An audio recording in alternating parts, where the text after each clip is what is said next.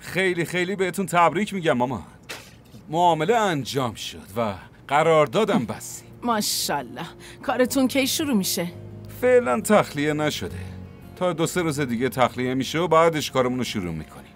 شما این آخر هفته برای افتتاحیه باید با هم بیایین. خدا رو 1000 مرتبه شکر. ایشالله همیشه موفق باشیم. آخه این چه بدبختیه؟ گوشیم هر چند دقیقه یه بار هنگ میکنه. من تحقیق کردم، با 200 رینگت میشه تعمیرش کرد. برای این گوشی مدل قدیمی نیازی نیست 200 رینگت هزینه کنی دختر جون. منظورت چیه؟ دارم میگم یه گوشی جدید برات میخرم، میتونی ازش استفاده کنی. خب کی برام میخرین؟ همین هفته برات میخرم. چی؟ آره؟ خیلی ممنون داداش، شما همه مشکلات منو حل کردی. خواهش میکنم. مریم بشین.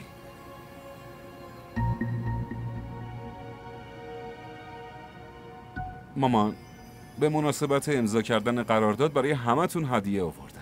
الان میدم. این لباس برای مامان دوست داشتنی من. خوشتون اومد مامان؟ خیلی قشنگه، خیلی.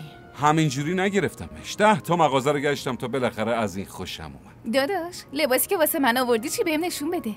ای وای، تو که اصلا صبور بودن و بلد نیستی.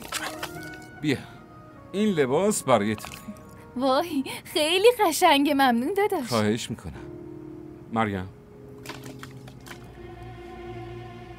اینم برای تو. وای خدا، این خیلی خوشگل‌تره. من اینو برمی‌دارم. باشه، خیلی خوب. اینو تو نگه دار و این یکی رو به زن داداشت بده. باشه؟ چرا؟ من از هر دوتاشون خوشم اومد. هر دوتاشونو برمی‌دارم. سنا خیلی خوب، باشه. تو هر دوتاشو نگه دار. باشه؟ مریم، من و تو با هم میریم خرید. هر چی خوشت اومد میتونی بخری.